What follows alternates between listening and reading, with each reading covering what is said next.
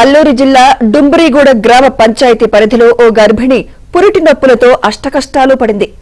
Ambulance అందుబాటులో లేకపోవడంతో పాంగి సువాని అనే గిరిజన మహిళను కుటుంబ సభ్యులు చీకట్లో 25 కిలోమీటర్ల దూరంలో ఉన్న కిల్లోగూడ ఆసుపత్రికి ఆటోలో తీసుకెళ్లారు.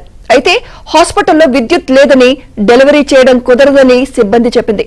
మధ్యాహ్నం 12 గంటల నుంచి ఆసుపత్రిలో విద్యుత్ సరఫరా లేదు. అయితే విద్యుత్ సరఫరా కోసం ఆసుపత్రి సిబ్బంది ప్రయత్నించకుండా నిర్లక్ష్యం వహించింది. మరో ఆసుపత్రికి గర్భిణిని తీసుకెళ్లేందుకు అంబులెన్స్ అందుబాటులో ఉన్నప్పటికీ ఇవ్వబోమని ఆసుపత్రి సిబ్బంది తెగేసి చెప్పింది.